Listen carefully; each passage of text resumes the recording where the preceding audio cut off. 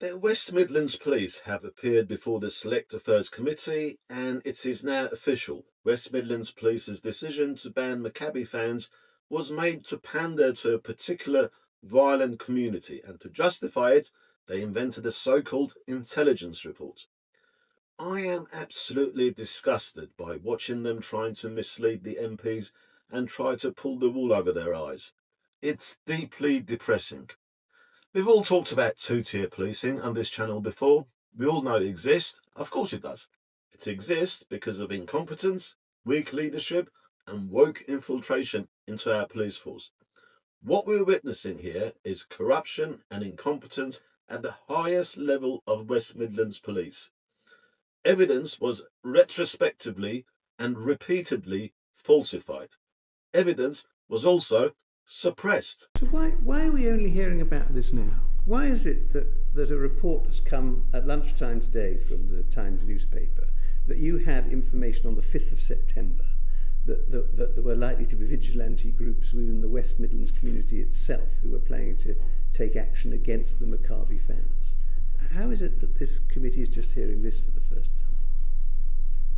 Well, I think this is the first time specifically that you've asked for that detail.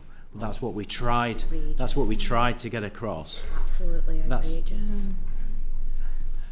This is the first time that you. I think to be clear, we have wanted to get to the bottom of this and understand why the decision was taken that you did. We would like very much for you to be able to demonstrate to us that this was done entirely on a risk-based matter for public safety, etc., etc. And it is very frustrating if there is information that could help you in that doesn't come to light. Understood. Up front. And I don't think we should have to ask specifically for every single piece of information if you have things that you could give us that would assist us in this process. The public were lied to blatantly. This was deliberate to hide the fact that our police is scared of the Muslim community, and to keep them quiet, it panders to them. Salam alaikum. I don't think it's just West Midlands Police. It happens elsewhere too. It's just the West Midlands Police have been caught red-handed. My trust in the police was already at rock bottom. Today, it is completely and utterly destroyed.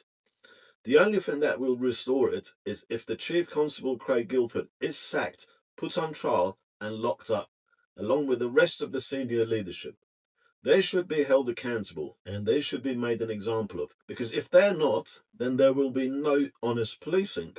And I think Lord Austin, talking to Talk TV, wraps it up very well. I think it's completely unacceptable. I mean, it's extraordinary for a Chief Constable to be recalled to Parliament because the committee didn't believe what they'd been told the first time.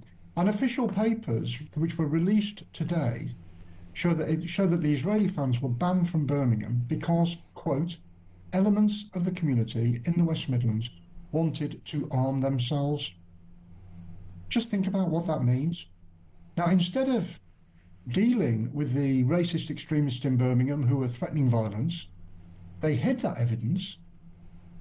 They invented evidence to support the decision they'd already taken to ban the Israeli fans who would have been targeted by those thugs. They then lied about that. They blamed the Israelis and they claimed the Jewish community supported it. None of that was true. None of it was true. None of it was true. This is absolutely devastating, I think, for West Midlands Police. And I think the Chief Constable really should be, if he doesn't resign, he should be fired. I think it is.